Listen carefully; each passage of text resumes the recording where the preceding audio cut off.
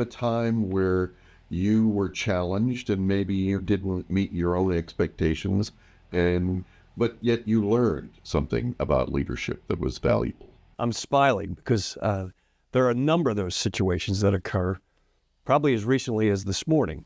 But what I do remember is when I was developing as a leader, still early in my development as a leader.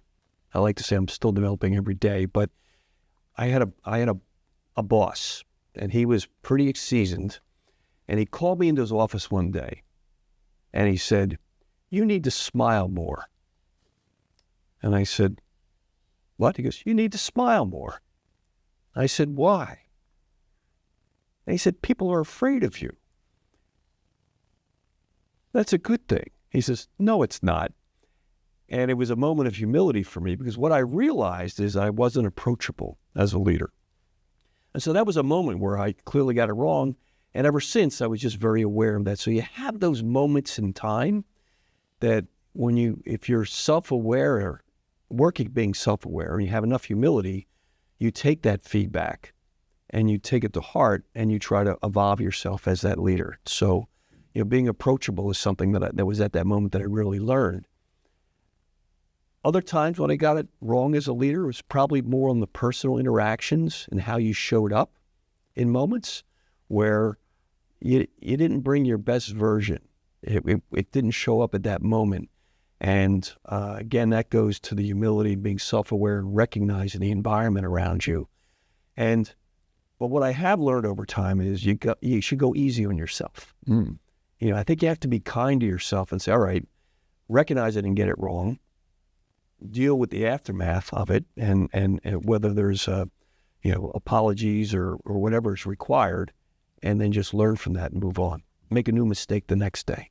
I guess you would be a believer then in that leadership is you're not born leader, but you're evolving, you learn, you educate yourself through self-reflection and self-awareness. Absolutely. I don't know anybody who's born a leader. I think it's your life experiences. It's how you develop as a person, and then whether those opportunities present themselves or not are really up to you, and to look for those. When I talk to young people, emerging professionals here at STV, I encourage them to look for those leadership roles, whether it's at work, working with a client, or externally in their community, through volunteer organizations. You can develop as a leader in any way, and you can develop as a leader from any position in an organization or association. You just have to work at it. Well, I think that you're kind of commenting on what Sheryl Sandberg, I think, labeled, you got to lean in. You got to say, I'm going to engage in this. I'm going to be a part of it. Is that what you're describing, looking for those opportunities? Well, I think you should always be looking for those opportunities to contribute.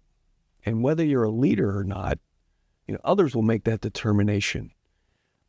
Again, sometimes leadership comes with a title or a role that's presented to you. But your opportunity to lead can be any day in any situation. It could be in a meeting and just being thoughtful and listening to others before weighing in. It could be stepping up in a crisis situation and doing what needs to be done in that moment. And we've all faced those over our careers in different moments. And they're choices you make. They're choices to be a leader, and each situation is unique at that moment. And your experience and effectiveness as a leader is the aggregation of all those different experiences.